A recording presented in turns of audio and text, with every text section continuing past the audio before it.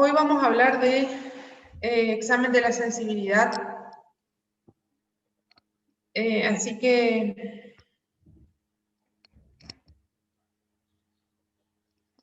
a ver si pueden ver la pantalla. Oh. Bien.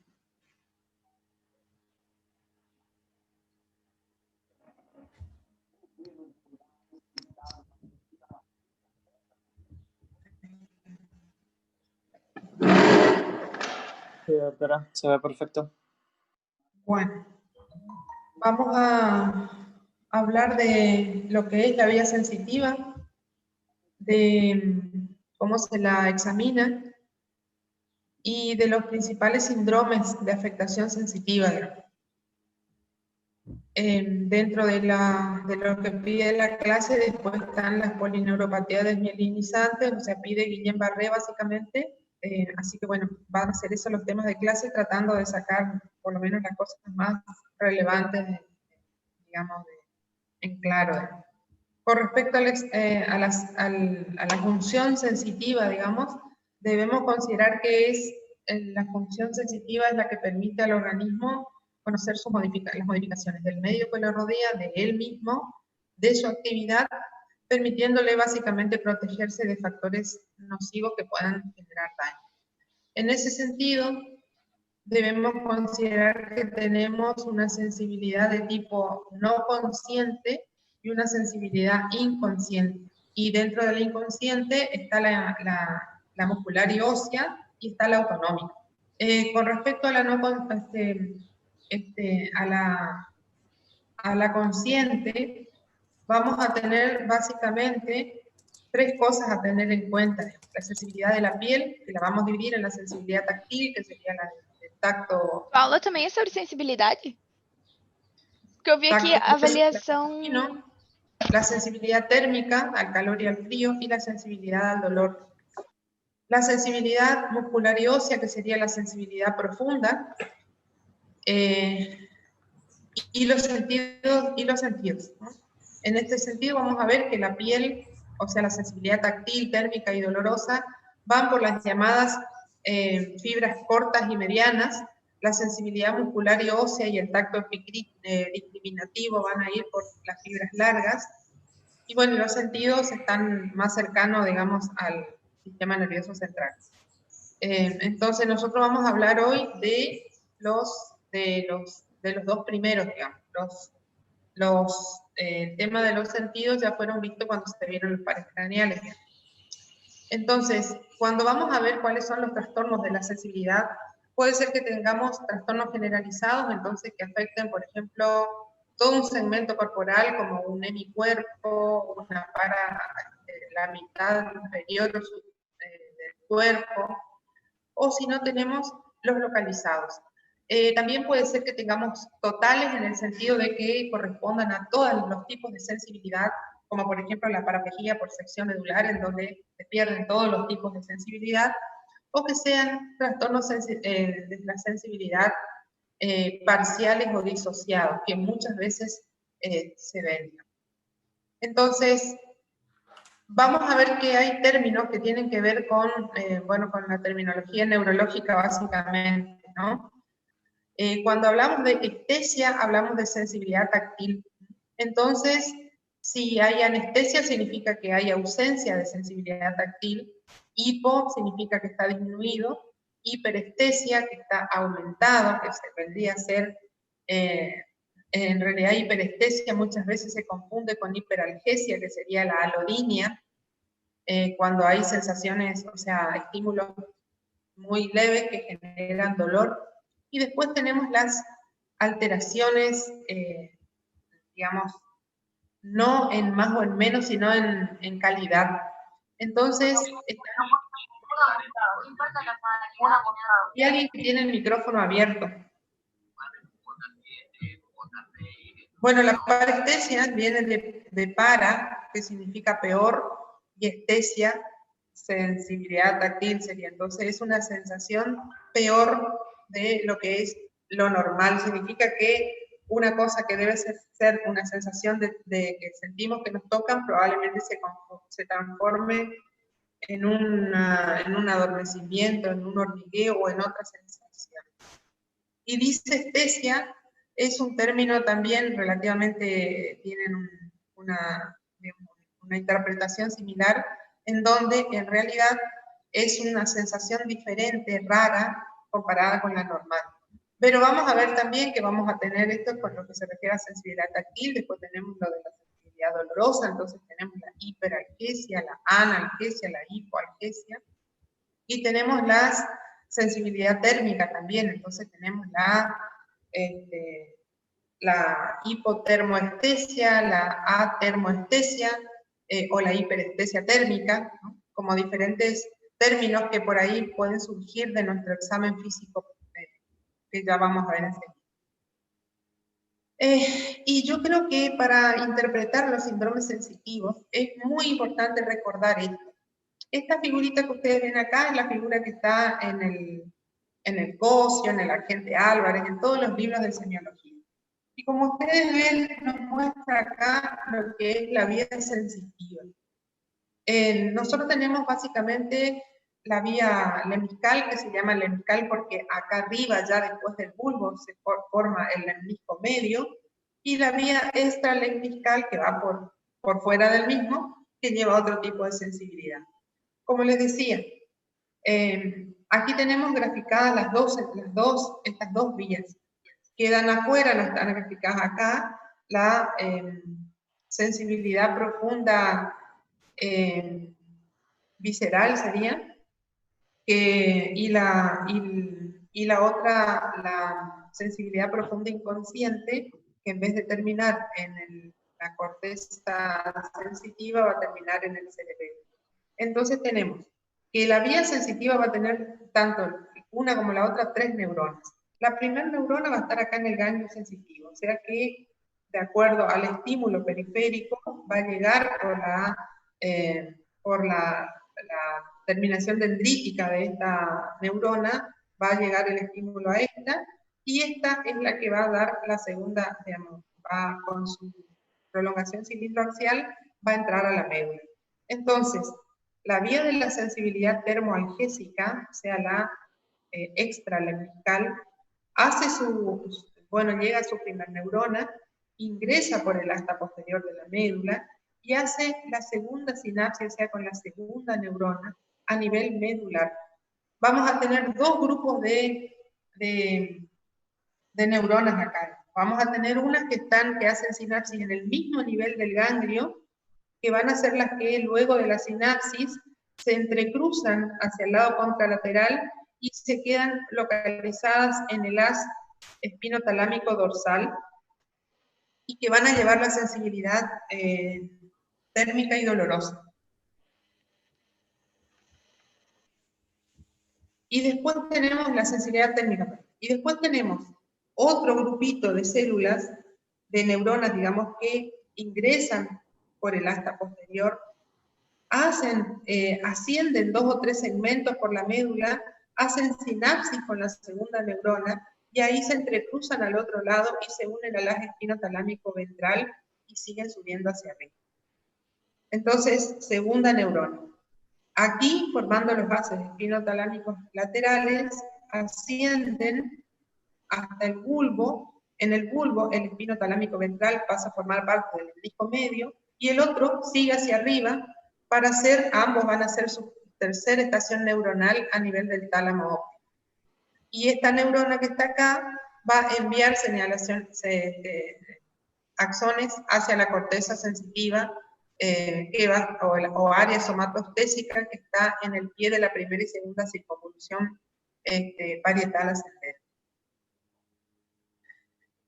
Entonces, vayan pensando ya que si ustedes tienen, por ejemplo, vean que esta vía, la de la sensibilidad termoalgésica, se entrecruza en la médula. Entonces, es muy probable que las lesiones que afecten un determinado lugar, supónganse un nivel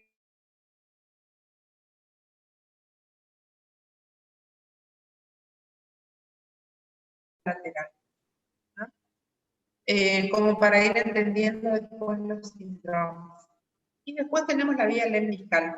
La vía lemniscal tiene también, o sea, a partir de las sensaciones o estímulos registrados en los músculos, tendones y demás, tiene su primera neurona en el ganglio, y esta prolongación axonal de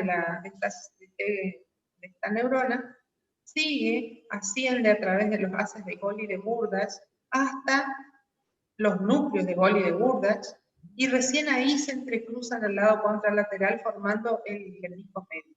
Junto con eso, acuérdense que van a ir, bueno, como les dije, el termo espinotalámico anterior, pero también se van a juntar los espinos cerebelosos y todas las otras haces que vayan a terminar en el tálamo óptico.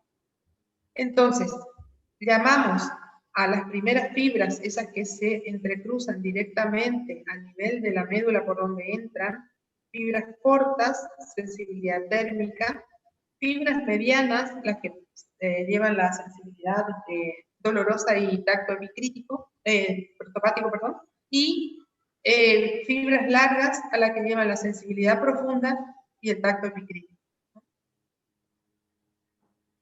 Como ustedes ven, la distribución acá en la circunvolución parietal, la parte inferior y más grande corresponde a la sensibilidad, o sea, a la que recibe sensibilidad de la cara, y la parte más pequeña y más profunda y superior corresponde al pie.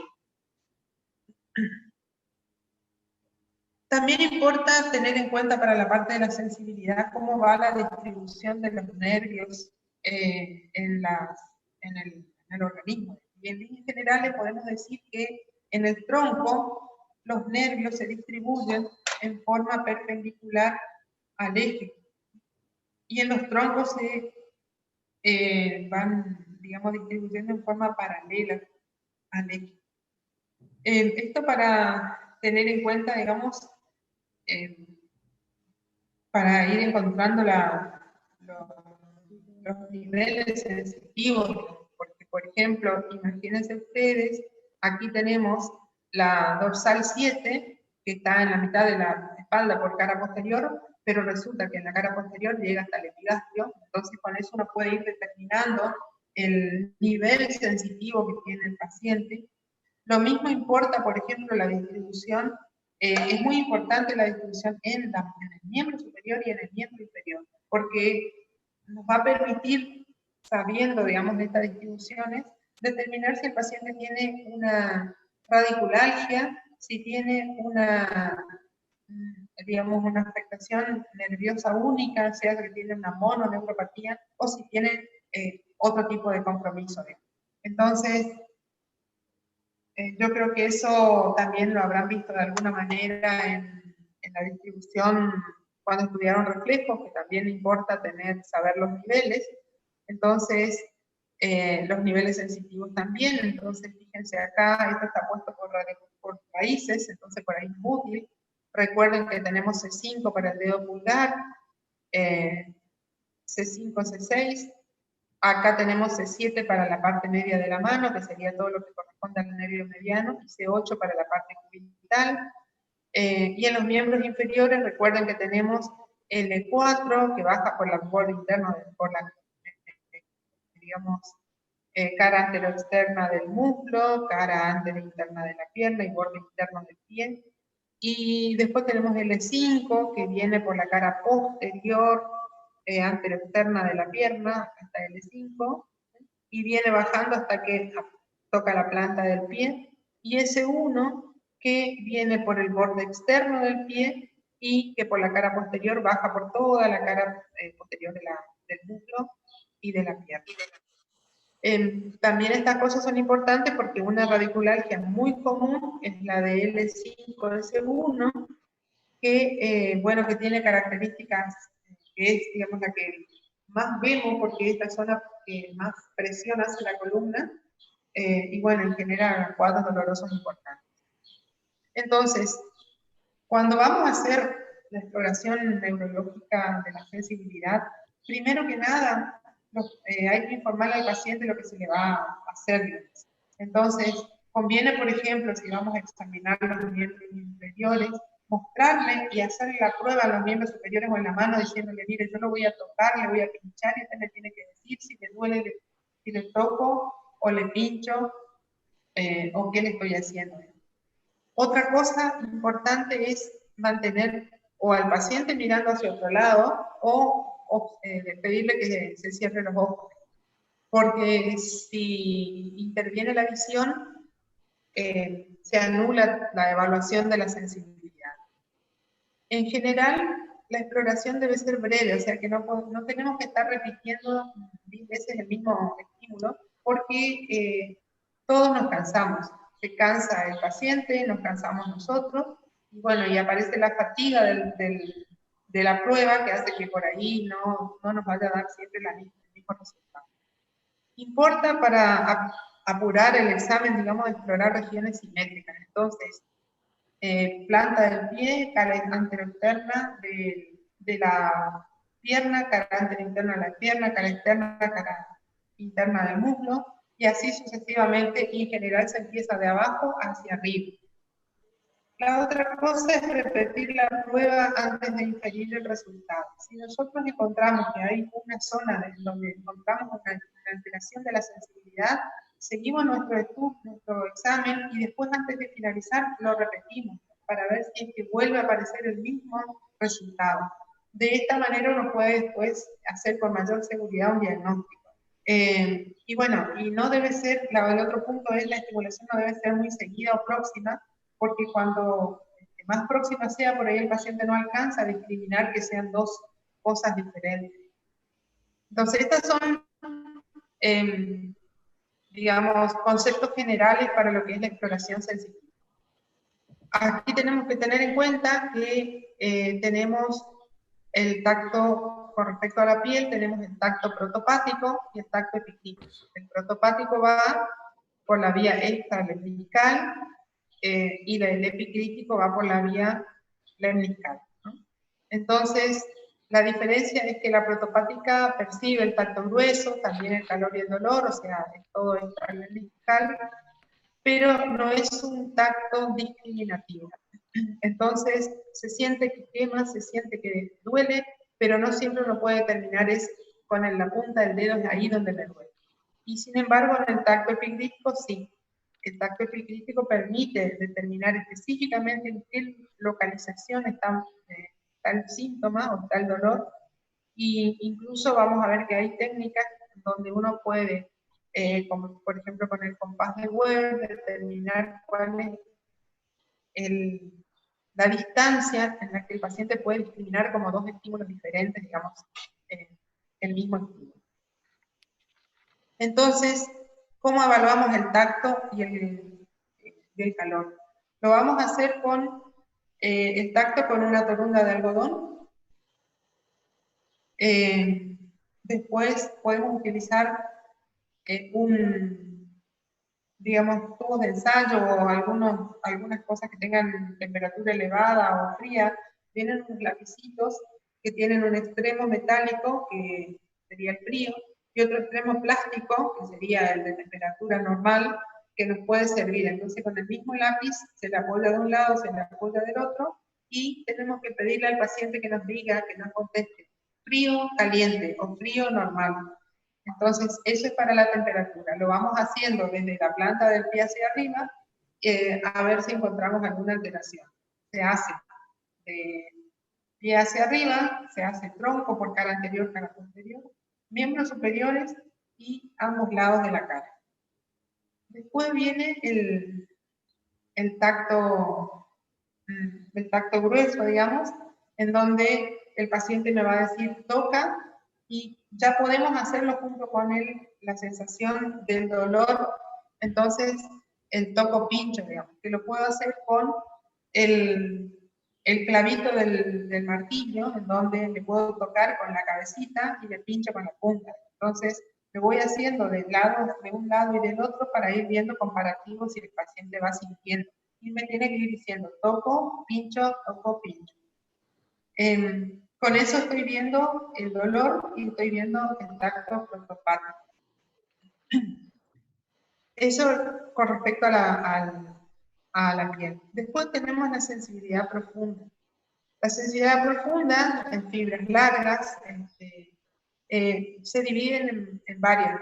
Tenemos la varestesia. La varestesia es el sentido de presión.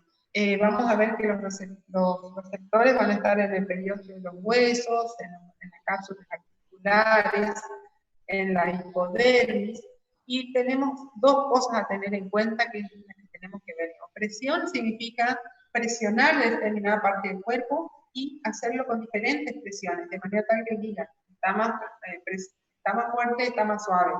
Entonces, eso se puede hacer, por ejemplo, con el mismo martillo de reflejo, en donde lo vamos apretando con más o menor intensidad para que él vea la diferencia. Y la otra cosa es la varognosia, en donde, obviamente, con ojos cerrados, le vamos a dar diferentes cosas o la misma, pero de diferente peso. Digamos. Entonces puede ser una pelota de tenis, una bala de acero, o diferentes cosas que tengamos disponibles. Puede ser una botella llena, una botella vacía, para que nos diga cuál está más pesada y cuál está menos pesada. Entonces, tenemos la varognosia, la varestesia. Después tenemos la sensibilidad vibratoria. Para eso se utiliza el diapasón. El diapasón es un instrumento que generalmente tiene una barra que es por la que se toma, y después tiene dos bracitos que salen del mismo. Digamos. Se tiene que conseguir la vibración del diapasón golpeándola a las dos barras, a las dos palitas que salen, y con la base se apoya en diferentes estructuras. El mejor lugar o los mejores lugares para obtener, digamos, respuesta son las superficies que están cercanas a relieves óseos. Entonces, por ejemplo, es bueno el hallux, es bueno cercano a la falange distal del dedo gordo, pueden ser los maléolos interno-externo, la rótula, la cara anterior de la tibia, los trocánteres, el esternón, los hombros, acá sobre la zona de los acromion, y después en el miembro superior sería la región olecraniana, de vuelta acá la cara, digamos los dos extremos del radio del cúbito, y podemos hacerlo también en la cara. Preauricular, en el mentón, en la región frontal. Lo que uno le tiene que explicar al paciente es qué es lo que tiene que sentir y se lo tiene que mostrar. En líneas generales, lo que vemos frecuentemente por frecuencia justamente es la apalestesia del diabético. Entonces, el diabético, cuanto más larga la fibra, más probabilidad de que esté afectado. Entonces, se afecta más el miembro inferior que el miembro superior. Entonces, se le debe mostrar en la mano, en una estructura ósea, generalmente acá en la muñeca o en un dedo, lo que él tiene que sentir, y él tiene que sentir y dice, sí, siento la vibración. Bueno, eso mismo usted tiene que sentir en el miembro inferior. Cierre los ojos y dígame cuando yo le toco si lo siente. Generalmente vamos a notar que el paciente no percibe la vibración, y cuando ocurre eso decimos que hay una apalestesia. A veces no tenemos diapasón para evaluar este tipo de sensibilidad, pero nos queda la opción de la batiestesia. La batiestesia hace alusión de posición en el espacio. Entonces, es el estudio de las actitudes segmentarias, en donde la manera más fácil que nosotros tenemos de hacer es moviéndole el dedo gordo del pie varias veces para arriba y para abajo, y después dejarlo en una posición y preguntarle al paciente que nos diga en qué posición está, si está para arriba o para abajo. Lo mismo podemos hacer con otros segmentos del cuerpo. Entonces, decimos que hay abatiestesia cuando el paciente no discrimina hacia qué lugar está. Y esto es muy importante también, como les dije anteriormente, repetirlo.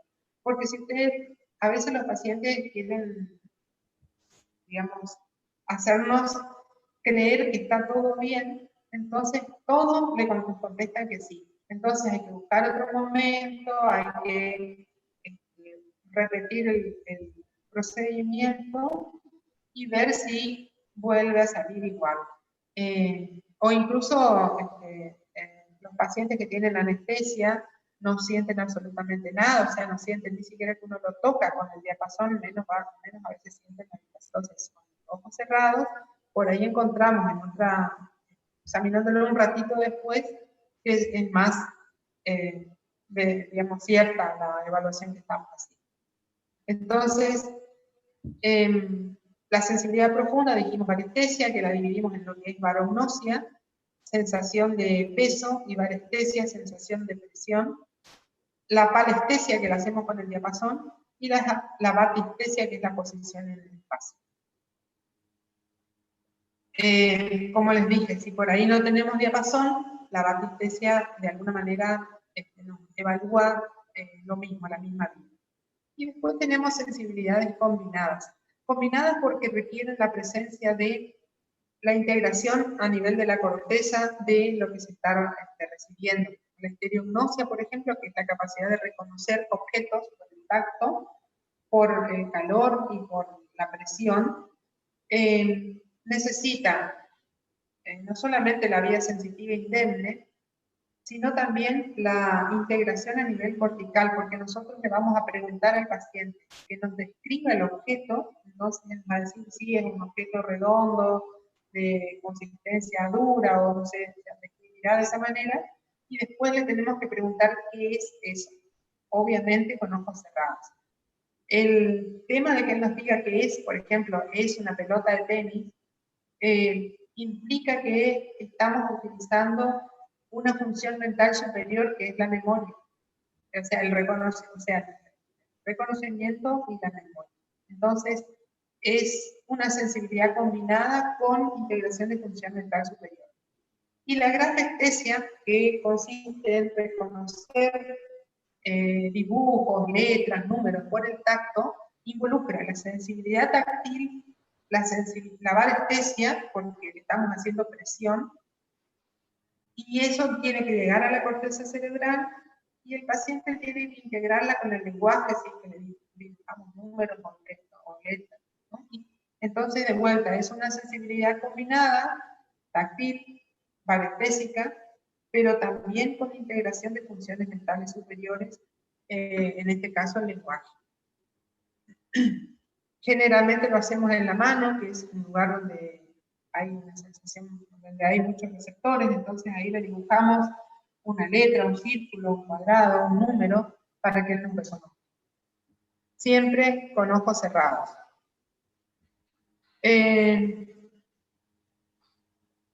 Bien, esa sería la forma de evaluar. Por ahí lleva tiempo porque uno lo tiene que hacer todo de abajo hacia arriba, pero acuérdense que lo que refiere a cabeza y cuello, generalmente ya lo hemos evaluado cuando hicimos la evaluación de pares craneales. ¿Qué puede venir o qué síntoma puede traer un paciente con algún trastorno sensitivo? Y bueno, va a traer algo de esto. Dolor, por empezar. El dolor puede ser lancinante, puede ser, digamos, de características radiculares, puede aparecer en determinadas situaciones, depende de la posición, depende de la actividad que está realizando. Puede ser que tenga parestesias, habíamos dicho, peor sensación, es una sensación diferente a lo normal, igual que las disestesias. Puede ser que aparezca la alodinia, o sea, esa respuesta exagerada a un estímulo, o incluso sin que haya estímulo hay dolor. Como habíamos dicho hoy, para el dolor hablamos de hiperalgesia, hipoalgesia, analgesia, de acuerdo a cómo está. Para el tacto sería hiperestesia, hipoestesia, anestesia. Para la sensibilidad térmica sería hipotermoestesia, termoanestesia o hiperestesia térmica, y así sucesivamente. Lo mismo que apalestesia, hipopalestesia, no existe hiperpalestesia. Entonces, son las cosas que podemos llegar a colocar en nuestro examen, en nuestro presente enfermedad actual, como cosas que el paciente nos describe, ¿no? Que lo completamos con el examen físico. Entonces, cuando vamos a hablar de los síndromes sensitivos, vamos a ver que tenemos síndromes que están localizados a diferentes niveles de nuestro sistema nervioso, ¿no? Tenemos los periféricos, tenemos unos cuantos, los radiculares, los medulares, los vulvares, los talámicos, los corticales. Entonces, hay diferentes tipos o diferentes formas de clasificar los síndromes sensitivos. Entonces, podemos tenerle por la forma, por las sensibilidades comprometidas. Entonces, los síndromes sensitivos de disociación, donde hay algunas sensibilidades comprometidas y otras no, y otras están comprometidas. Entonces tenemos el siringomiélico, que pierde la sensibilidad termoalgésica, pero tiene conservada la táctil y la profunda. El tabético, que es exactamente al revés, y el periférico, que tiene más afectada la sensibilidad táctil y el resto de la sensibilidad. Y después están los topográficos de acuerdo a la localización. Entonces tenemos desde los de arriba, los síndromes sensitivos corticales, las hemianestesias alternas del tronco, el síndrome de hemisección medular, el síndrome parapléjico medular, el cordonal posterior, cordonal anterior, los del cono medular, los del síndrome de la cola de caballo, etc.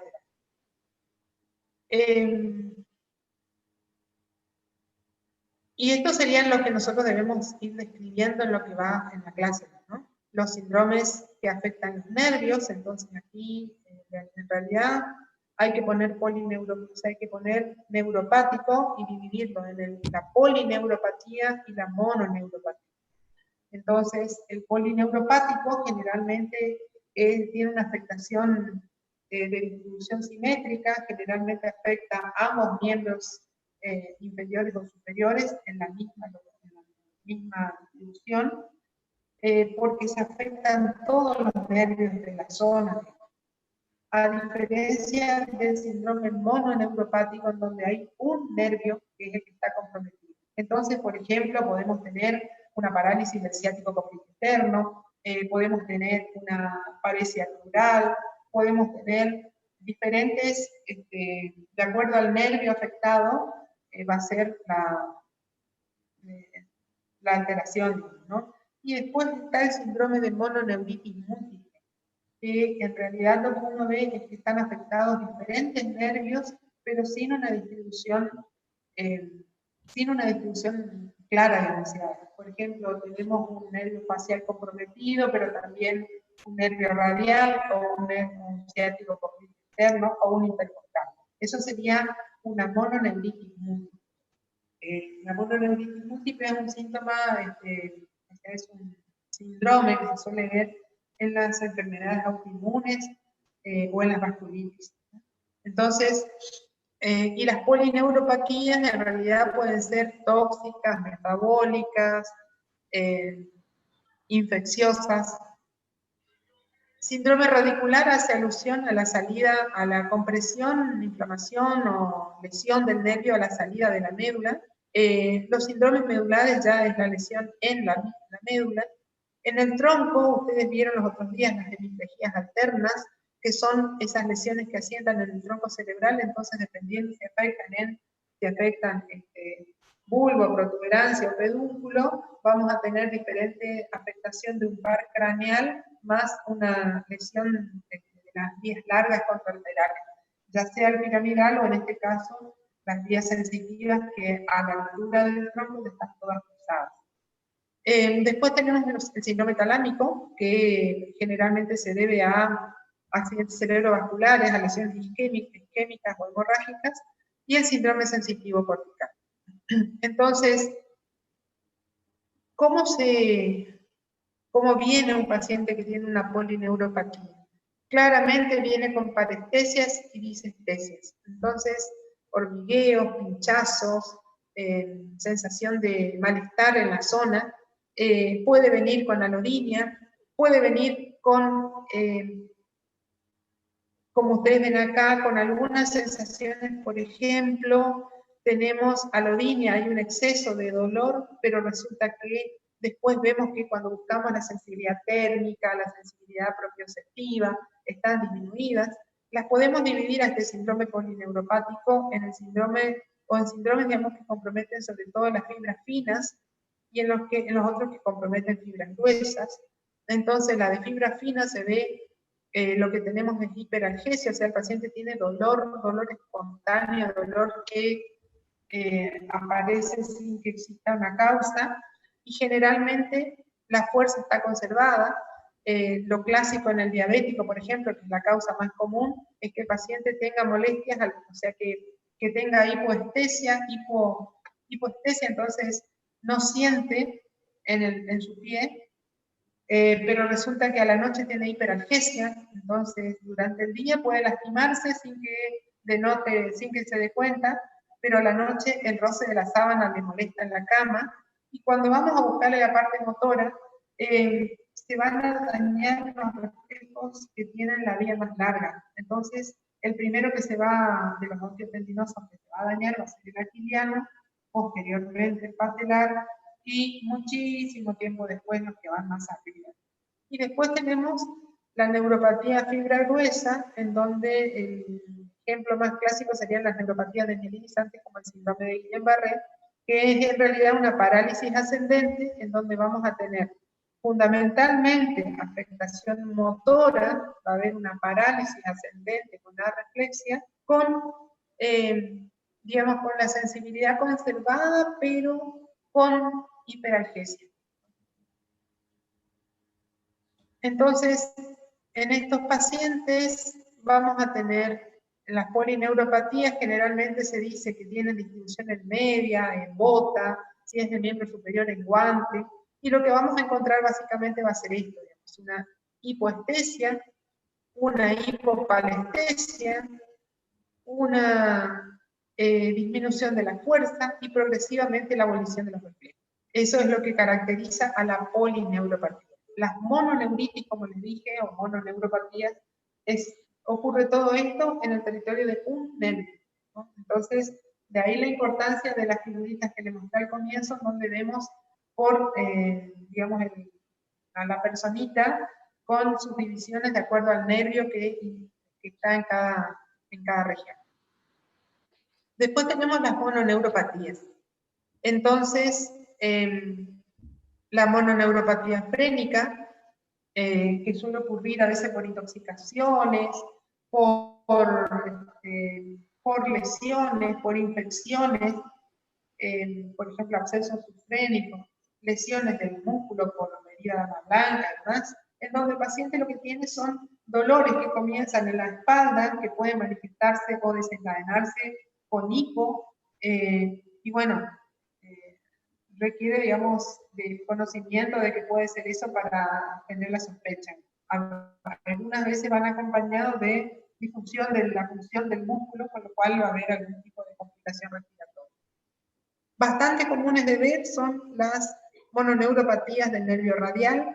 Entonces se describe la mano del predicador, que es esa mano péndula así, por la imposibilidad de levantar la mano.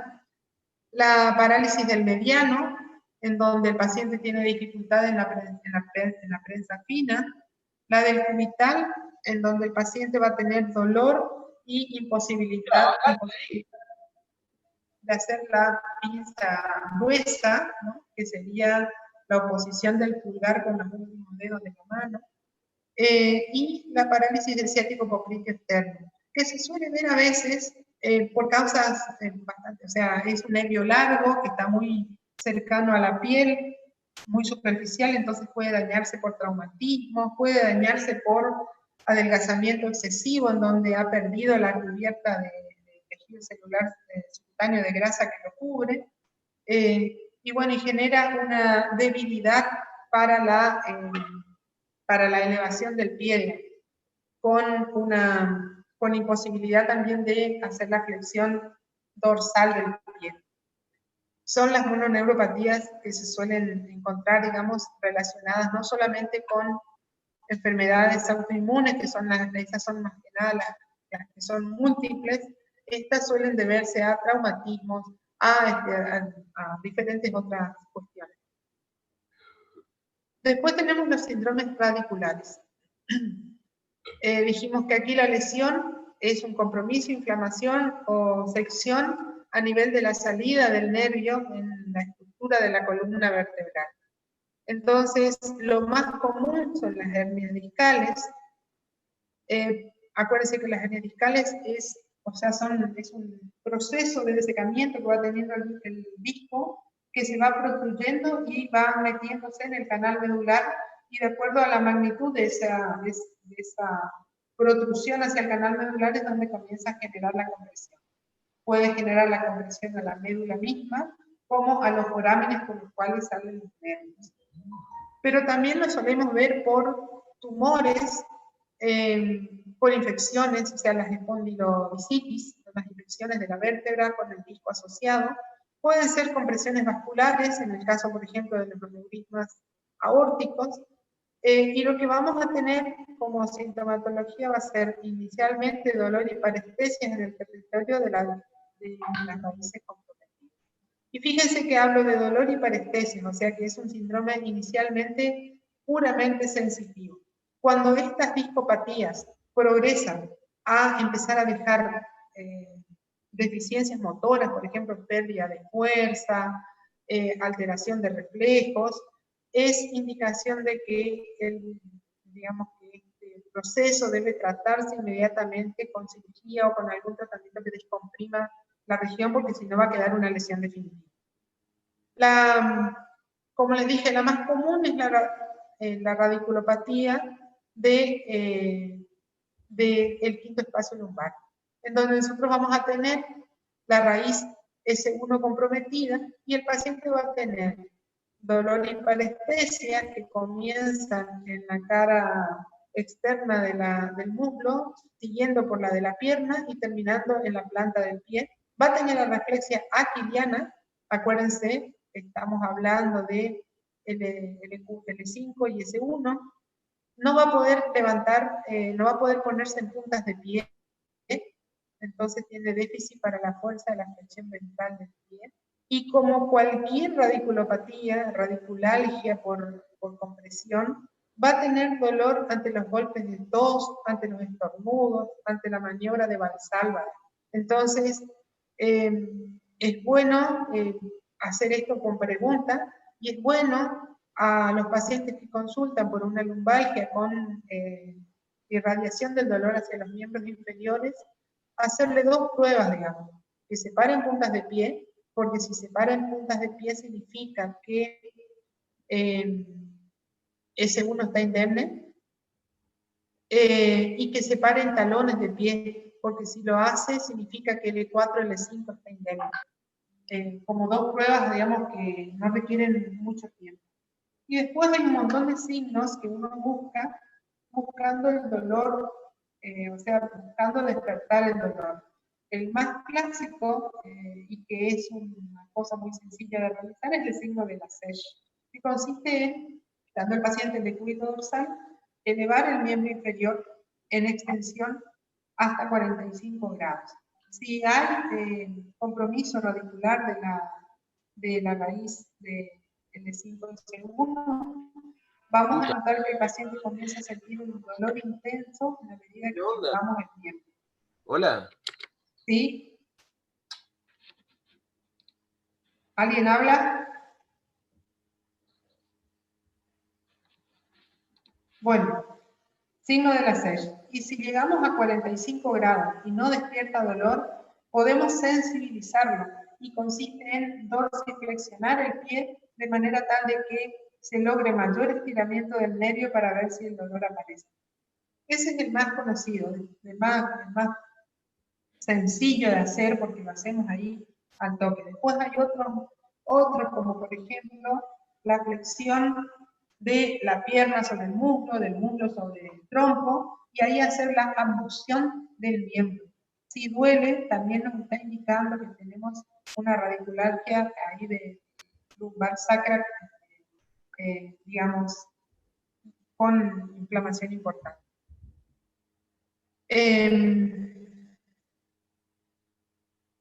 Entonces, esta es muy común de ver y es muy fácil, y además en la SESH, lo mismo que algunas maniobras como por ejemplo la flexión anterior del tronco nos permiten evaluar la movilidad de la columna y obviamente si despierta dolor a esas diferentes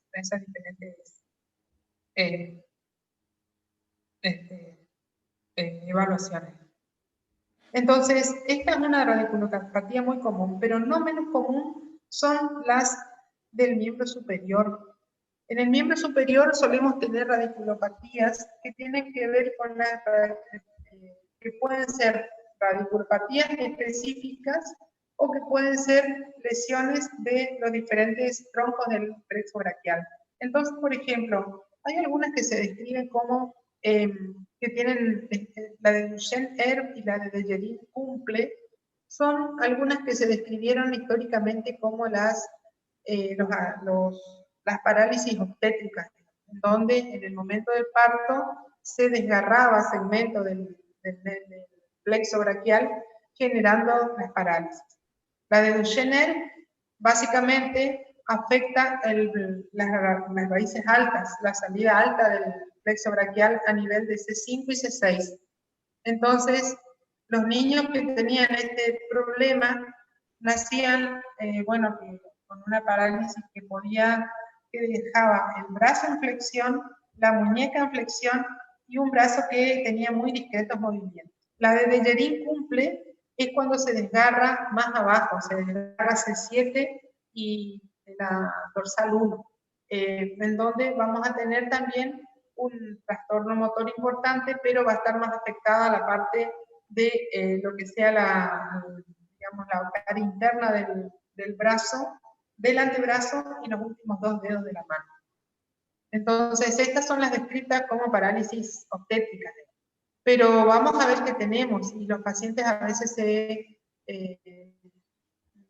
tienen, digamos, parestesias que predominan a nivel de los 2 primeros dedos, por ejemplo, lo que nos hablan de un compromiso de la cervical 6, o que tienen compromiso de los 3 primeros dedos con dolor y debilidad, lo cual nos puede estar diciendo que es una radiculopatía, o ya es un síndrome compresivo más bajo, o sea, una cervicalgia o braquialgia que compromete, por ejemplo, el túnel carpiano. También puede ser que afecte más el cuarto y quinto dedo de la mano, entonces ahí estamos hablando de que seguramente estará complicando la cervical 8. Entonces, la evaluación de estas cosas nos pueden dar muchas veces la localización de la lesión. Y a nivel del miembro inferior tenemos, por ejemplo, el síndrome de la cola de caballo, que ya es una lesión lumbosacra bien baja, en donde el paciente lo que tiene es anestesia en toda la zona de lo que le llamamos la silla de montar, o sea, la cara interna de ambos muslos y la región perineal. Generalmente esto va acompañado de trastornos esfinterianos, tiene vejiga neurogénica, incontinencia fecal, etc. Diferentes radiculopatías que pueden, y estas son algunas, o sea, podemos tener otras cosas. Vayamos a la médula. En la médula tenemos desde lo más fácil, que sería una sección medular completa, como para entender los hallazgos, en donde lo más común que veamos son los accidentes automovilísticos generalmente, pero puede ser que tengamos destrucción de la médula por algún otro proceso, que tengamos hemorragias medulares que me generen, digamos, lesiones en nivel, heridas de bala, tumores, etc. Lo que nosotros vamos a tener en un paciente con un síndrome de sección medular completa, como ustedes se podrán imaginar, es la pérdida de toda la forma de sensibilidad, porque acuérdense, la última neurona está en el tálamo, así que está cortada totalmente. Vamos a tener un síndrome piramidal bilateral, por lo tanto va a haber una hiperreflexia con pérdida de la fuerza en ambas piernas, va a haber una paraplegia y va a haber compromiso esfinteriano. Eso es un síndrome de sección medular completa.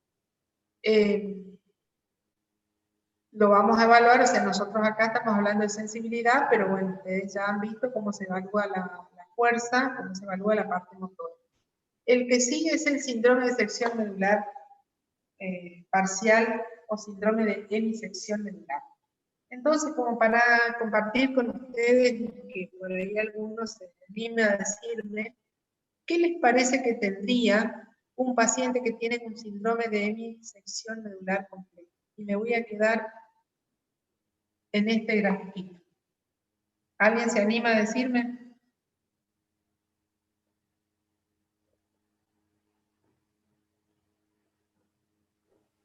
¿Puede repetir la pregunta, por favor? ¿Qué pasaría si nosotros tenemos una lesión que me compromete la mitad de la médula? O sea, la mitad derecha o la mitad izquierda. Supónganse a nivel de...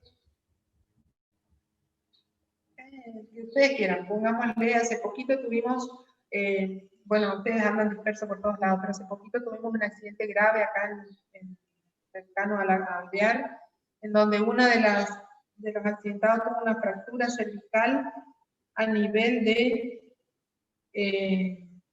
cervical 3 en realidad, está muy alto, pero pónganle cervical 8, cervical 7. ¿Cuál va a ser la semiología neurológica de ese paciente? ¿Podría ser hemianestesias, hemiparesias y hemialgesias? Sí. Hemiplegia flácida. Bueno, la hemiplegia inicialmente va a ser flácida, sí. Pero si ustedes me tienen que describir dónde está la lesión. ¿Sería homolateral? ¿Homolateral el qué? ¿Homolateral al lado de la lesión? ¿Qué alteración? Porque acuérdense que si tenemos la sección medular, o sea, la lesión de una hemimédula, va a estar afectada la vía piramidal y las dos vías sensitivas, solo quedan con diferentes características. Acuérdense, la vía piramidal, ¿dónde se cruza? En el puente. Allá arriba. La vía de la sensibilidad termoalgésica, ¿dónde se cruza? A nivel medular. El bulbo. A nivel medular. La mayoría, 1 o 2 segmentos por arriba de donde entró. Y la vía de la sensibilidad profunda, ¿dónde se cruza? En los meniscos. En el bulbo, acuérdense, haces de Gol y Burdas, en el bulbo. Entonces, un paciente que tiene una hemisección medular, ¿qué va a tener? A ver, saquemos ahí. La alteración piramidal sería motora, sería homolateral, doctora. Bueno. A la lesión. Bien. ¿Sí? Motora homolateral. La sensibilidad profunda, ¿cómo va a ser? Homolateral. Homolateral. ¿Y la sensibilidad superficial? Termoalgésica. Esa sería contralateral. Contralateral. Muy bien. Entonces, fíjense lo importante que es conocer cómo son las vías como para poder interpretar. Entonces, un síndrome de hemisección medular o síndrome de Brown-Séquard, como es el nombre propio que le han puesto, generalmente de vuelta son heridas de arma blanca o heridas de bala. Vamos a tener hemiparesia, o sea, síndrome piramidal del mismo lado de la lesión, hemipalestesia sería, ¿no? Hemiapalestesia profunda del mismo lado de la lesión y hemitermoanalgesia del lado contralateral a la lesión, desde 2 niveles por debajo de la lesión. Acuérdense que él ascendía por la médula 2 segmentos y ahí recién se cruzaba. Por eso que es desde 2 segmentos por debajo de la lesión. Entonces, eso es el síndrome de sección medular parcial. Muy bien. Después nos quedan otros síndromes medulares, como por ejemplo el síndrome de los cordones anterolaterales. ¿Qué es lo que va por el anterolateral? Va la sensibilidad superficial protopática y va la sensibilidad termoalgésica. Entonces nosotros, ¿qué es lo que pasa? Cordones anterolaterales. El paciente puede comenzar generalmente con dolores intensos en la zona de de mi cuerpo afectado, que después de un tiempo se comienza a notar el trastorno de la sensibilidad. Los cordones anterolaterales nos llevan la sensibilidad superficial, ¿verdad? Entonces, vamos a tener la pérdida de la sensibilidad superficial, tacto y presión, y la del calor, 1 o 2 dermatomas por debajo del sitio de la lesión, que es la que se entrecruza más arriba. Esto entonces puede presentarse. Causas generalmente, de vuelta, son lesiones de tipo a veces siringomiélicos, porque no siempre estos síndromes van a estar presentes en toda la estructura de en todo el largo de la médula. Y el otro síndrome, o los otros síndromes a tener en cuenta, que son, digamos, muy interesantes, son los de disociación. Disociación significa que tienen comprendida o afectada un tipo de sensibilidad, pero está preservada la otra. Entonces, la siringomiélica hace alusión a la lesión del conducto del epéndimo, ¿no? Alrededor del conducto es donde están las lesiones. Este síndrome es un síndrome no solamente disociado, sino suspendido. Se dice que es suspendido porque afecta diferentes niveles de la médula. O sea, puede estar, por ejemplo, a nivel de, digamos, cervical 5, a nivel de dorsal 8 y a nivel de lumbar 4. Entonces, vamos a encontrar la alteración afectando esas zonas. Y si ustedes recuerdan, la sensibilidad extralembrical se cruzaba hacia el otro lado a través de las fibras de esta comisura espinal anterior, digamos. Entonces, cuando tenemos siringomielia, la sensibilidad que está afectada es la sensibilidad termoalgésica, pero el tacto que va por otro lado, que va por la sensibilidad, que va por los haces de Goli-Burdach, no está afectado. Entonces, la disociación siringomiélica, hay abolición de la sensibilidad termoalgésica y hay una conservación de la sensibilidad táctil y de la sensibilidad profunda. Pero es suspendida, o sea, no es que vamos a tener toda la sensibilidad alterada, sino en diferentes fragmentos o segmentos corporales. Hacer un examen encontrando esto, imagínense que va a llevar tiempo porque hay que hacer paso a paso el estudio de la sensibilidad y ir marcando dónde siente, dónde no siente, para poder determinar la localización de la lesión, pero se puede. Los neurólogos de antes lo único que tenían era el examen físico. Hoy tenemos tomografía computada, resonancia magnética, PET, mapeo cerebral y otros estudios más. Actualmente, antes lo hacían conociendo la semiología. El otro síndrome de disociación es el síndrome cordonal posterior. Es muy común de ver. Se describe que está presente en la neurosífilis, o sea, es el sistema nervioso central, en la deficiencia de vitamina B12, pero también lo podemos tener, por ejemplo, en la lepra, en infecciones virales como el HIV, la esclerosis múltiple. El HTLV1 es el virus de la inmunodeficiencia tipo 1 que apareció, que se descubrió antes que el HIV.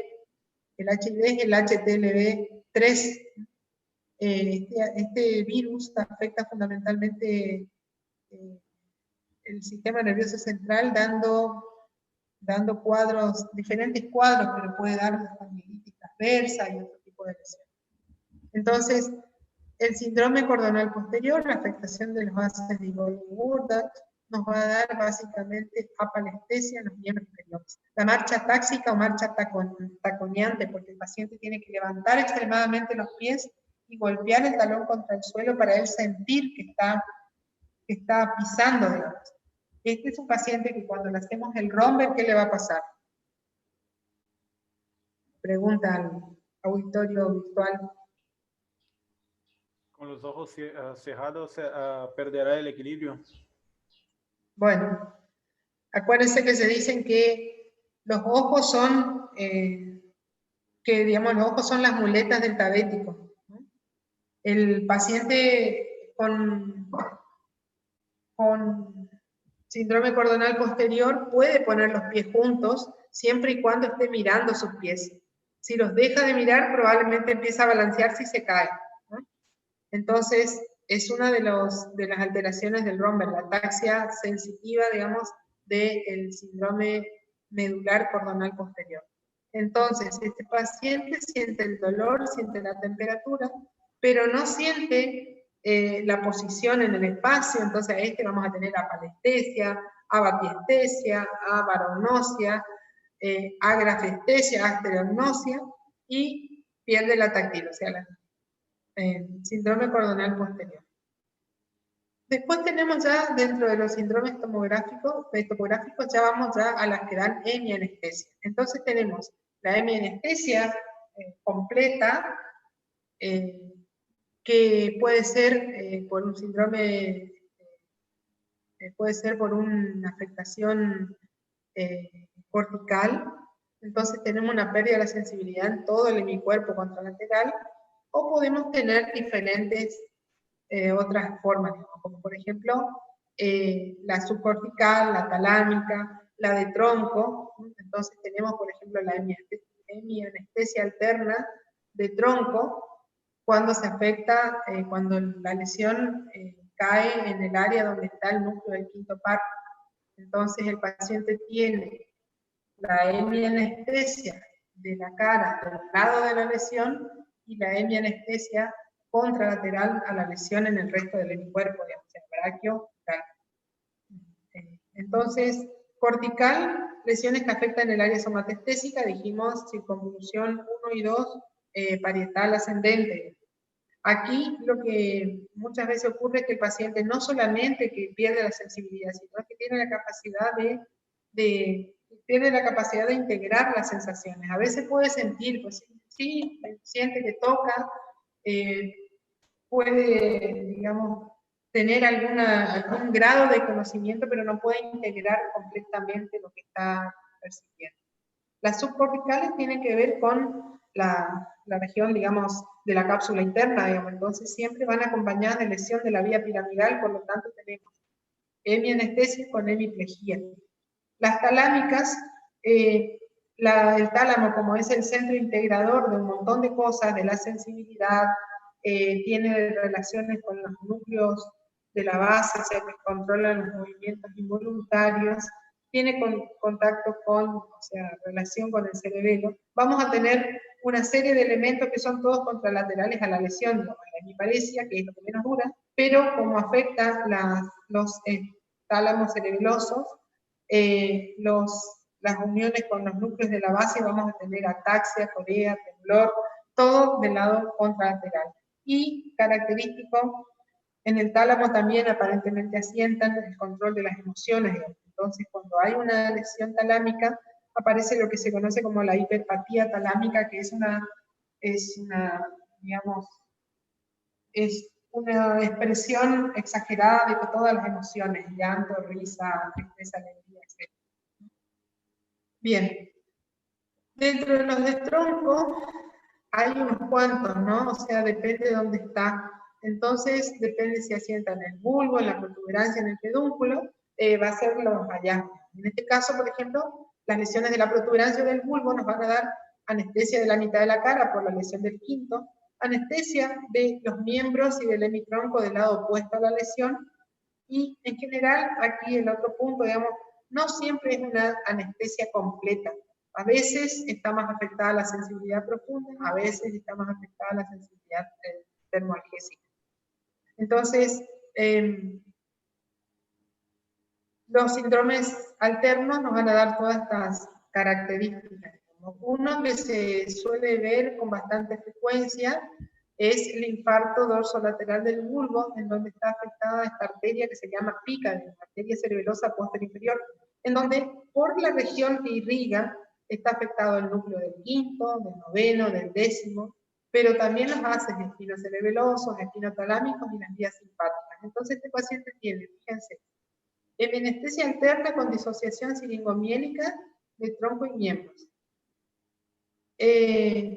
Más parálisis palatofaringe, afectación del noveno, signos cerebelosos, destino cerebeloso, Claude-Bernard-Horner, afectación simpática, más anestesia termoalgésica de la cara del mismo lado de la lesión. O sea, la hemianestesia es alterna del otro lado y todo esto otro es del lado de la lesión. Tranquilamente se suele hacer esto diagnóstico por clínica, por el examen del paciente, en donde con un examen neurológico bastante completo, o sea, ni siquiera del todo completo, nosotros podemos llegar al diagnóstico del infarto dorsolateral del bulbo por compromiso de la arteria.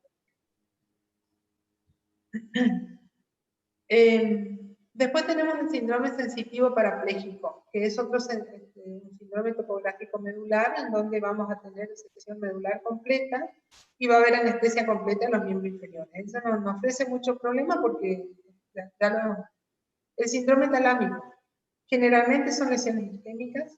El paciente va a tener dolor del lado contralateral a la lesión y del mismo lado todo esto, ¿no? Entonces, dolor y alteración de la sensibilidad en el hemicuerpo contralateral, más una hemiparesia que es de corta duración, y en el lado de la lesión, temblor, los movimientos coreotetóxicos, que son movimientos restantes que están presentes, y la incoordinación de ese mismo lado. El síndrome talámico, entonces, también lo detectamos por el examen físico, pero bueno, claramente se complementa todo esto con una imagen del sistema nervioso central.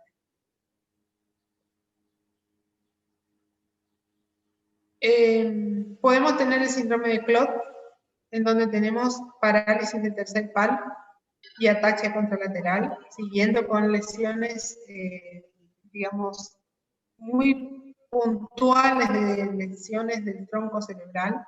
Entonces, la afectación de un segmento, del primer segmento de la arteria pica, nos va a dar este síndrome de Claude, o nos puede dar el síndrome de Weber, uno de los síndromes alternos muy fácil de diagnosticar y que uno simplemente mirando al paciente ya se da cuenta, porque el paciente está con una hemiplegia contralateral, pero tiene una parálisis del tercer par del mismo lado de la lesión.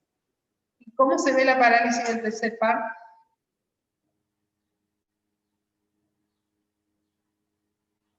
Eso al toque le miramos y nos vemos, lo vemos. Es lo mismo que el Claude-Bernard-Horner. Uno entra a la habitación, mira al paciente y ya se da cuenta que lo tiene. Doctora, ¿tiene tosis palpebral? ¿Sí? ¿Qué más? Desviación del No es ojo una tosis hacia completa, las periferias. ¿Y? Desviación del ojo hacia las periferias. El ojo visco sería. Tiene abolido el reflejo fotomotor y tiene midriasis y tosis palpebral. Bien.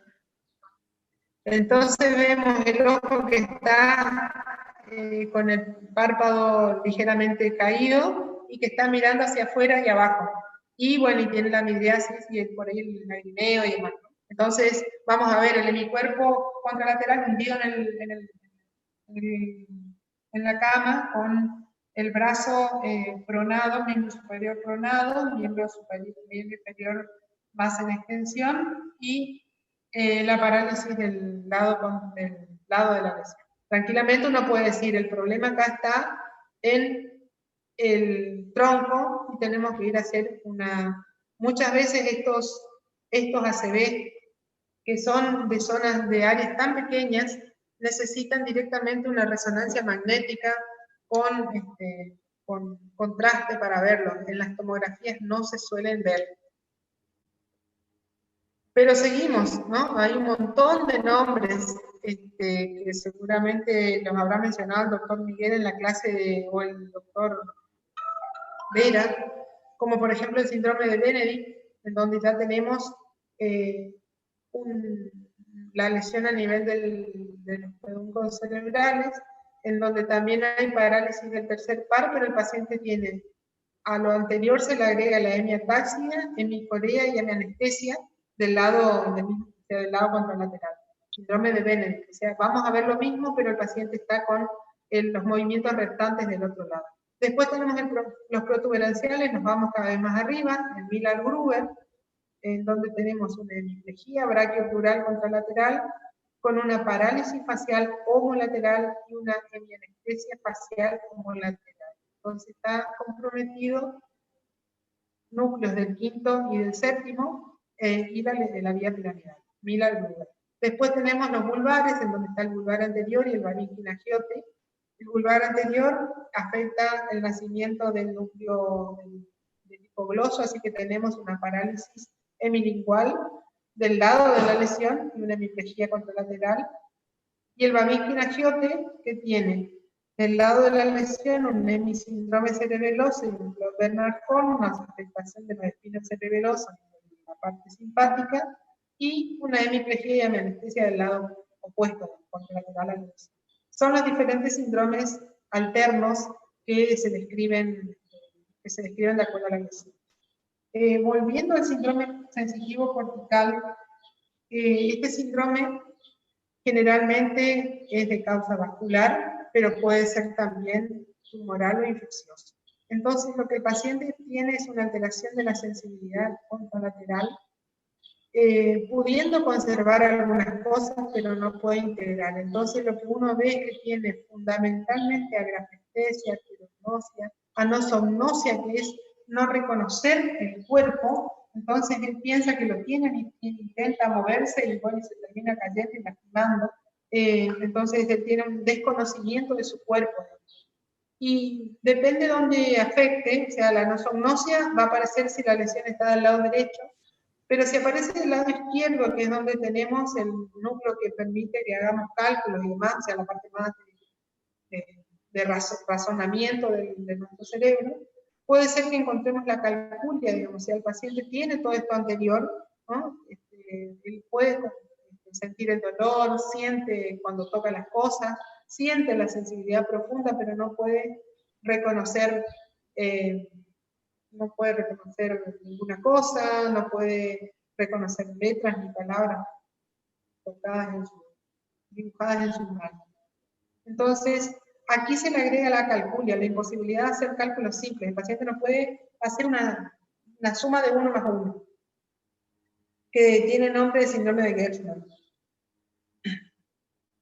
Bien, y con esto creo que más o menos terminamos lo que son los síndromes sensitivos como tal.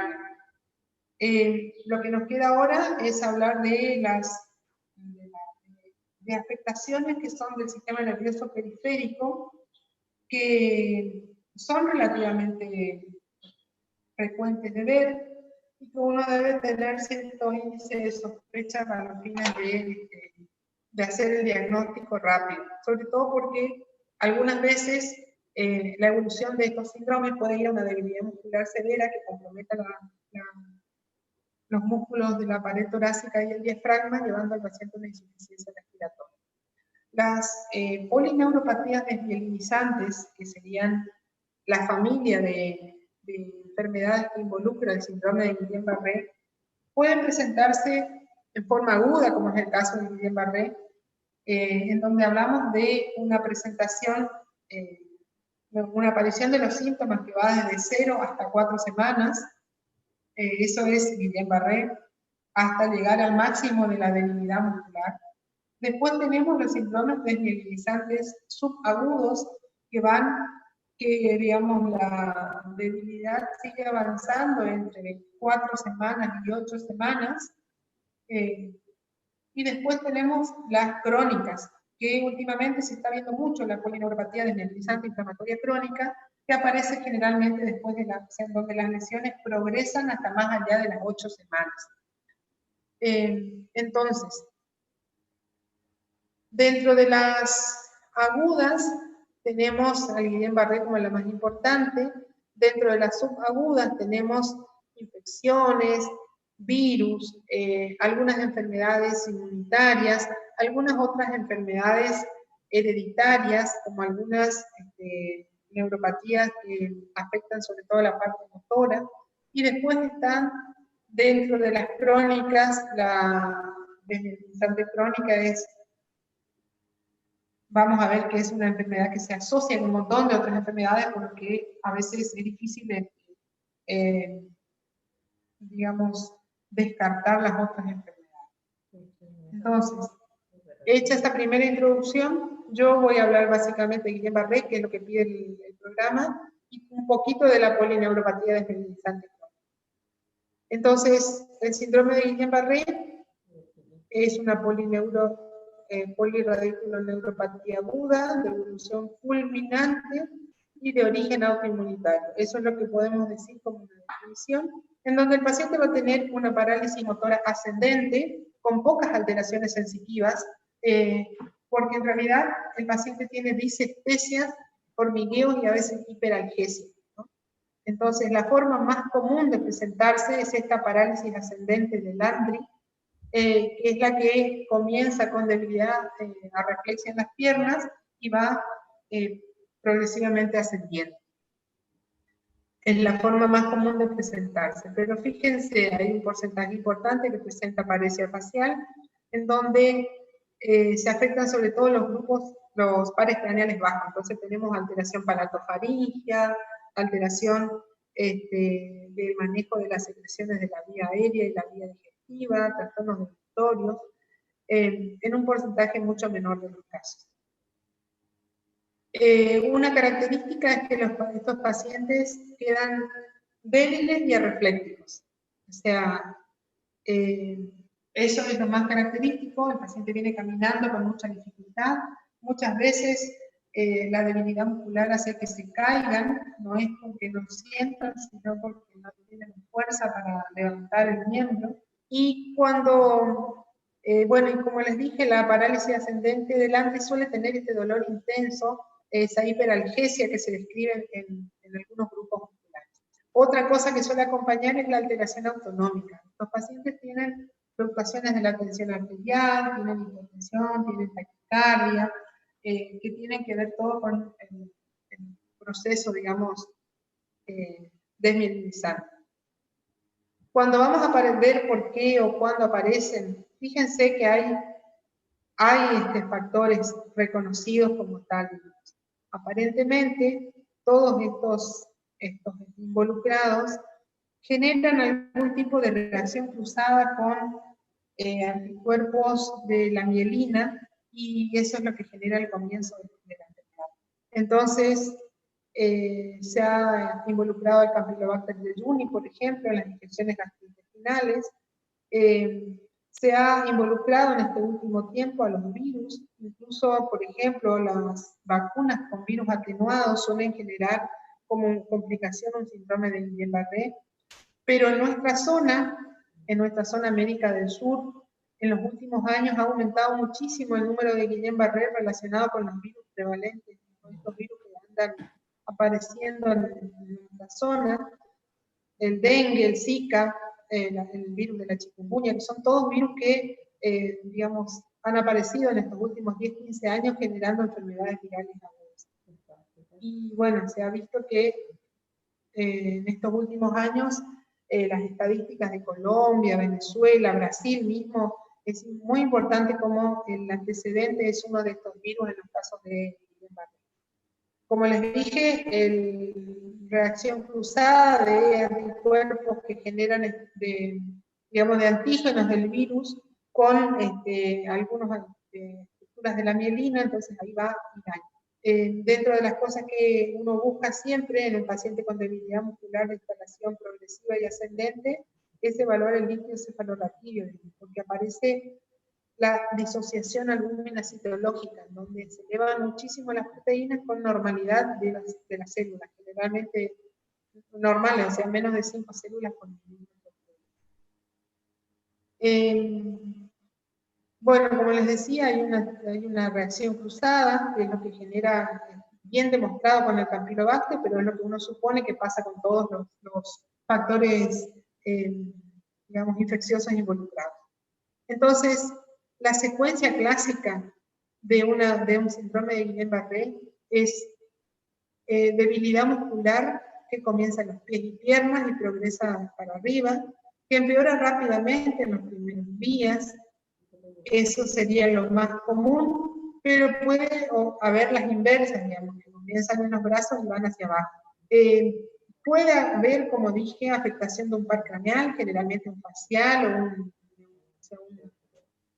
o un 9, un glosofaringeo. El paciente, por la debilidad muscular, tiene falta en la coordinación, entonces se tropieza, se cae, queda torpe para hacer todas las actividades. La sensibilidad se altera, dijimos que puede haber hiperalgesia, y hay dolor muscular. Puede aparecer, pero esto no es necesario, que aparezca la visión borrosa, la diplejía o la plejía facial. La torpeza y caída es común por la debilidad. Las alteraciones autonómicas, como las palpitaciones, la hipotensión, que pueden llegar a ocurrir. Y las contracciones musculares son como fasciculaciones musculares por la denervación del músculo. Uno debe tener en cuenta que no todos los pacientes con Guillain-Barré van a necesitar estar internados. O sea, debe hacerse el diagnóstico y hay que ver la característica del paciente, ver si es que requiere tratamiento, y si no requiere tratamiento, puede hacer tratamiento, o sea, tratamiento medicamentoso. Si solamente va a necesitar el tratamiento de soporte, puede estar en su casa. Pero nosotros tenemos que advertirle al paciente que si aparece alguna de estas cosas, como por ejemplo, trastorno del glutorio, que no puede tragar la saliva y por lo tanto se le escurre por el costado de la boca, que empieza a tener dificultad respiratoria o que hace apneas, eso nos indica que el paciente puede evolucionar rápidamente hacia una parálisis respiratoria que requiere asistencia médica inmediata, porque va a tener que entrar al respirador hasta que comience a recuperarse. Y estos son los que necesitan tratamiento médico. Entonces, ¿cómo hacemos diagnóstico de Guillain-Barré? Fíjense que tenemos acá 1 y 2. El 1 es la debilidad progresiva y la reflexia. Eso tiene que estar sí o sí. 2 datos que apoyan el diagnóstico. Entonces, la progresión de hasta 4 semanas. Dijimos que ese era el punto para separarlo de las otras polineuropatías. Habitualmente la forma de presentación más común es simétrica. Los sensoriales muy poquito, más que nada es el dolor.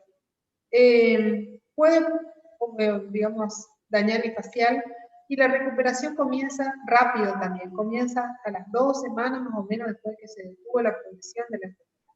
La disfunción autonómica, hipotensión ortostática, taquicardia y ausencia de fiebre.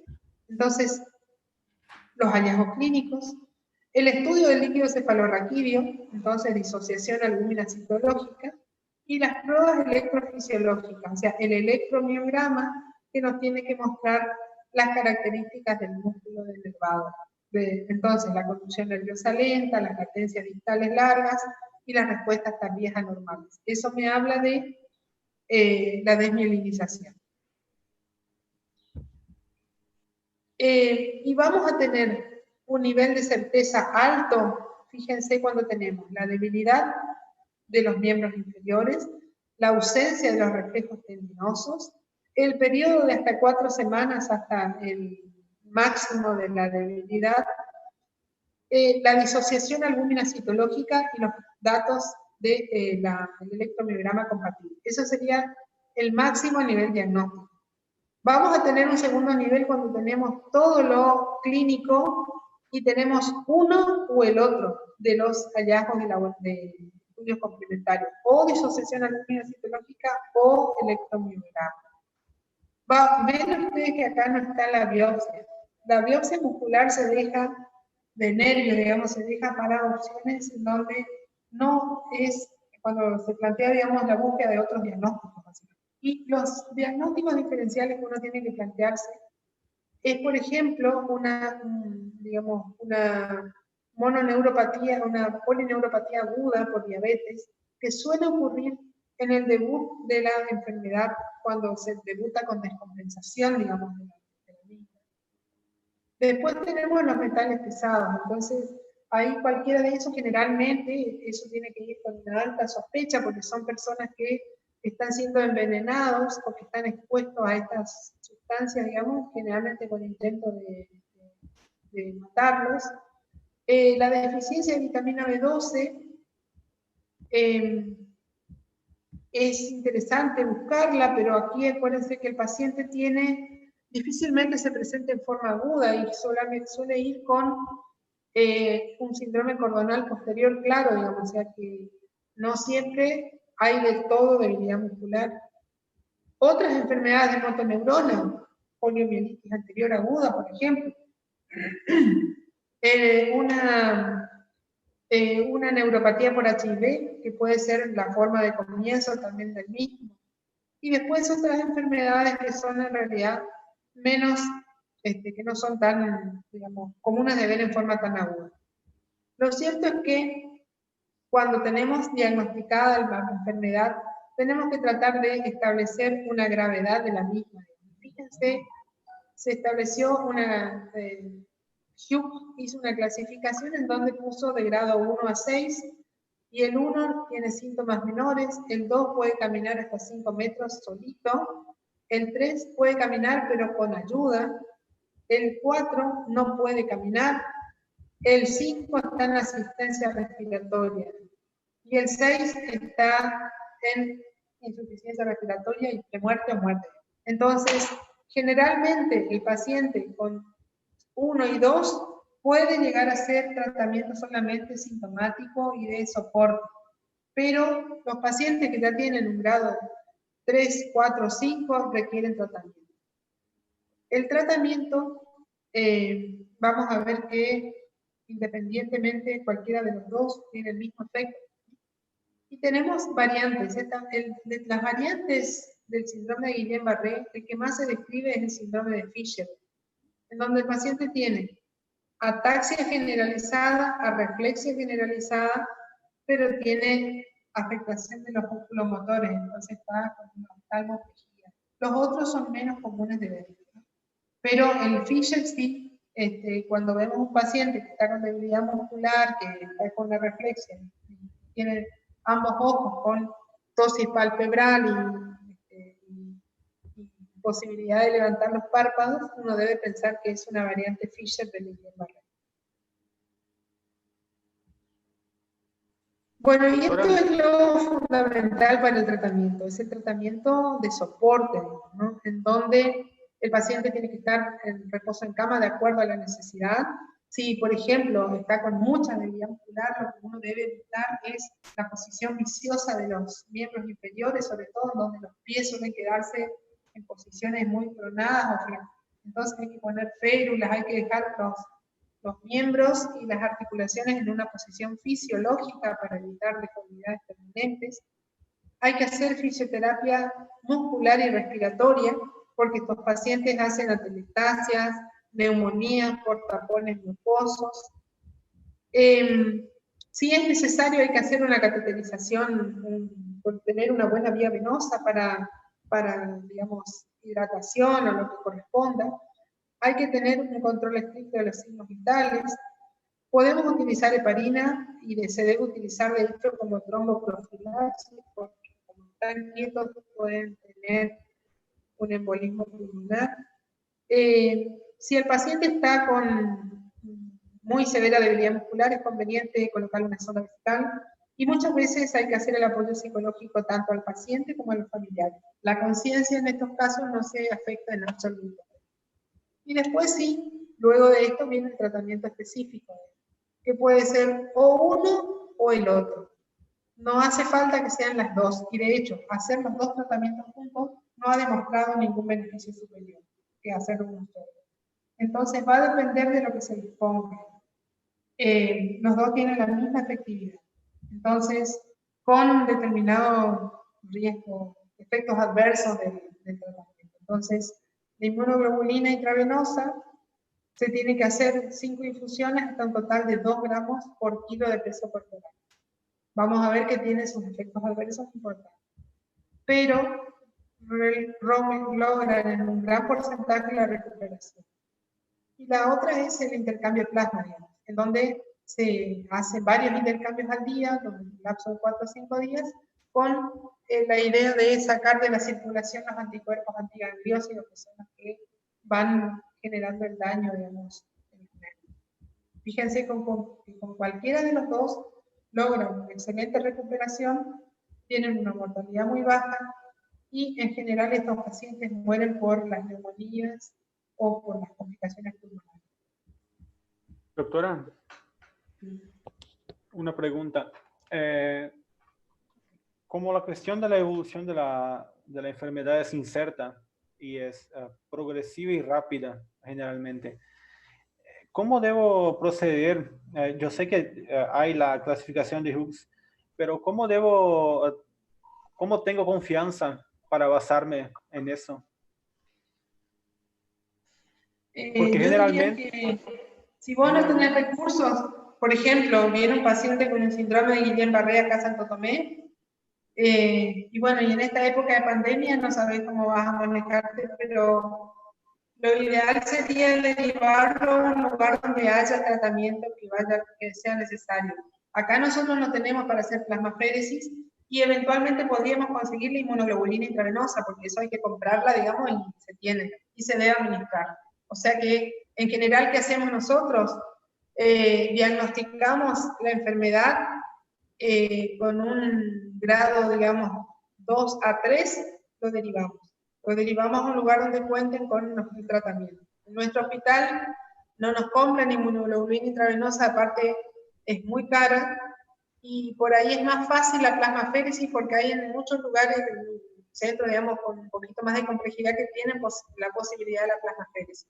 Por lo tanto, constituye un tratamiento más económico, por decirlo así, que le da inmunoglobulina intravenosa. Así que por esa condición nosotros en general diagnosticamos el paciente y se deriva a un centro de mayor complejidad. En este caso nosotros derivamos a Corrientes, a uno de los hospitales que tenga servicio de hematología y nefrología, porque muchas veces la plasmaféresis se hace con la misma máquina de hemodiálisis, con procedimiento algo diferente. Entonces, plasmaféresis, tenemos complicaciones hemodinámicas, entonces podemos tener la sobrecarga de volumen, que sería lo más grave, que haya trombosis o hemorragia, porque acuérdense que se lava la sangre, se sacan los elementos formes y se pone plasma nuevo, entonces no tiene factores de coagulación y demás. Puede generar alcalosis metabólica, alteración de los factores de coagulación. Al lavarse la sangre se arrastra todo lo que queda, digamos, entonces se coloca suero salino muchas veces de reposición de la parte digamos, líquida del plasma, del suero. Puede generar depresión de inmunoglobulina, como les dije, se repone por solución fisiológica. Puede generar hipersensibilidad, puede generar alteración en el manejo de drogas que necesitan albúmina, por ejemplo, como transporte. Y las inmunoglobulinas intravenosas, fíjense que también nos pueden generar tromboflebitis superficial, toxicidad renal, rash, reacción anafiláctica. Que uno debe tener en cuenta, entonces, en general ya una buena profilaxis tromboembólica, se le hace generalmente, digamos, antihistamínico y corticoides antes de hacerle la inmunoglobulina intravenosa para evitar justamente estos efectos adversos. Por suerte, el punto que está en otras es menos común de ver. Fíjense que el 80% se recupera sin ningún tipo de secuela, un porcentaje tiene secuela y un 5% más o menos puede fallecer por la enfermedad. La muerte generalmente es por problemas respiratorios, entonces distrés respiratorio, neumonía hospitalaria, broncoaspiración, tromboembolismo de pulmón o parada cardíaca por la afectación autonómica. El peor pronóstico va a estar determinado por la presencia de una progresión rápida, o sea que en 7 días progrese rápidamente a un nivel largo, digamos, o 4 o 5 de Hughes. La edad, cuanto mayor edad, mayor pronóstico, la enfermedad cardiorrespiratoria persistente y que se demore en iniciar el tratamiento. Esos serían asociados a un mal pronóstico y mayor probabilidad de óbito por el mismo.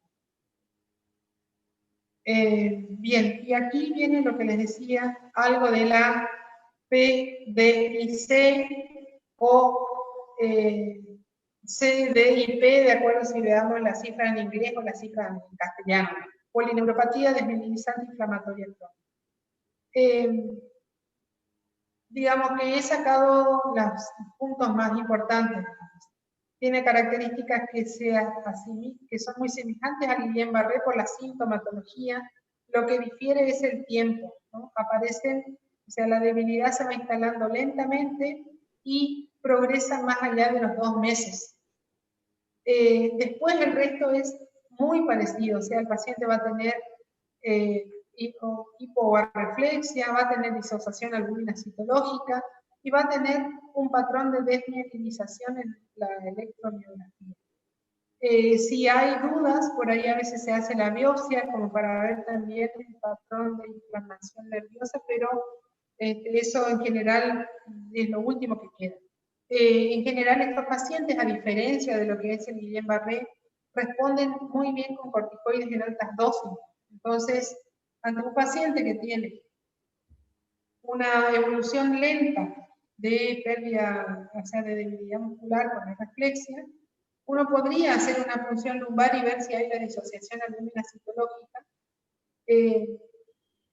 Y con eso ya tenemos fuertes elementos para considerar el diagnóstico y se puede empezar el tratamiento con corticoides. Fíjense que pese a que hay asociaciones con los anticuerpos antigangliósidos y otros más, en ninguna de las dos patologías está indicado como criterio diagnóstico. Las polineuropatías, esta polineuropatía crónica, viene asociada a otras enfermedades. Fíjense, virus de hepatitis C, el síndrome de Sjögren, la enfermedad intestinal inflamatoria, las neoplasias tipo linfomas, las gamopatías monoclonales, sobre todo las que son de significado indeterminado, que son esas que tienen menos de 3 gramos de componente monoclonal en sangre y que no tienen necesidad de un tratamiento específico de la gamopatía monoclonal. Acuérdense que la gamopatía monoclonal por excelencia, la más conocida y demás, es el mieloma múltiple, donde el número de gamma globulina es más alto que 3 gramos. Entonces, las de significado incierto, que en general no se tratan, pueden estar asociadas con una polineuropatía desmielinización crónica. Entonces, ¿cómo hacemos diagnóstico del cuadro clínico? Dijimos que la pérdida de la fuerza muscular progresiva de más de 2 meses de evolución, con arreflexia, con pocos síntomas sensoriales y un electromiograma con alteración que indique desmielinización, son los 2 datos más importantes. Ayudamos con la proteína, con la disociación albúmina citológica. La biopsia del nervio es lo último que vamos a usar como para confirmar o digamos, buscar un diagnóstico alternativo. Y fíjense todos los diagnósticos diferenciales. Dentro de las neuropatías subagudas están las hereditarias, en donde se describe el síndrome de Charcot-Marie-Tooth y otras más, digamos, que aparecen en general en edades tempranas de la vida, algunos incluso se ponen de manifiesto en los primeros meses después de nacer. Pero también están las neuropatías metabólicas, entonces la diabetes es muy común, las insuficiencias de órganos nobles, las endocrinopatías, las neuropatías paraneoplásicas que pueden aparecer digamos, anticipándose al diagnóstico de la neoplasia como tal, la deficiencia de las vitaminas del grupo B sobre todo, la porfiria, una enfermedad rarísima, yo jamás vi una porfiria, probablemente no la haya diagnosticado a lo mejor, pero es muy rara de ver, los trastornos de la protoporfirina. Entonces hay una larga lista de diagnósticos diferenciales a considerar cuando no nos cierra por completo el cuadro clínico. El tratamiento, o sea, lo primero es el tratamiento con corticoides, con prednisona a 1 miligramo kilo, pero puede servir, digamos, cuando tenemos falta de respuestas, el uso de la inmunoglobulina, de la misma manera que vimos del Guillain-Barré, la plasmaféresis, de la misma manera, y hay mucha información respecto al uso de inmunosupresores. Se ha descrito el uso de azatioprina, de micofenolato mofetil, de esos dos son los que más lo tengo presente, de ciclofosfamida, y actualmente se está considerando hasta incluso en los pacientes no respondedores el uso del rituximab, digamos, como un último escalón de tratamiento inmunosupresor contra los linfocitos, que son los que generan los anticuerpos que dañan el nervio. Yo creo que son enfermedades que uno las debe tener en cuenta porque se ven con relativa frecuencia. No son de todos los días, pero cuando aparece es bueno hacer el diagnóstico rápido, de manera tal de no demorar en el tratamiento, porque como vieron, la demora en el tratamiento empeora el pronóstico de recuperación, sobre todo en los pacientes. Bien, ¿alguna pregunta? Creo que esta es la última. Sí, señor.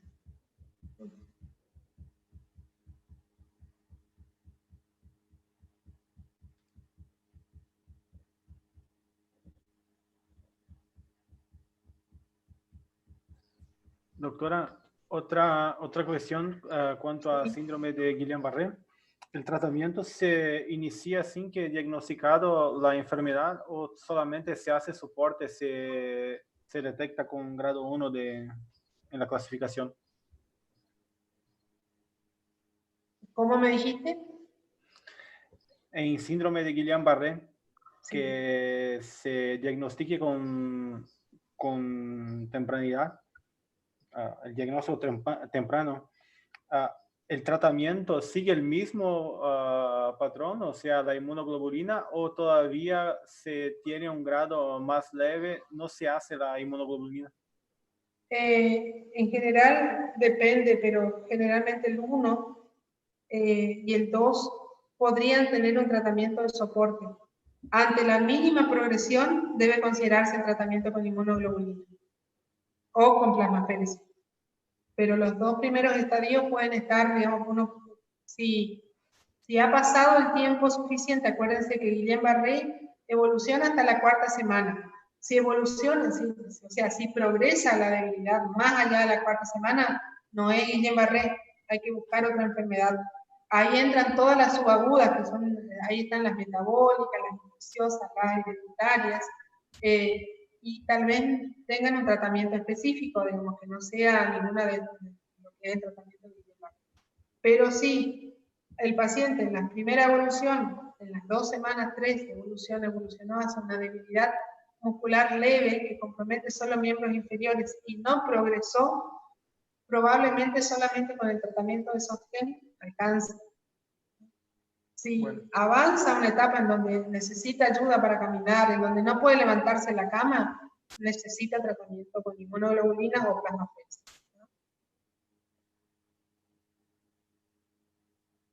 Bien, ¿alguna otra pregunta? Les comunico. Este viernes voy a poner el parcialito de hígado para los que tuvieron problemas con el internet y para las 2 chicas que no pudieron rendir por problemas administrativos.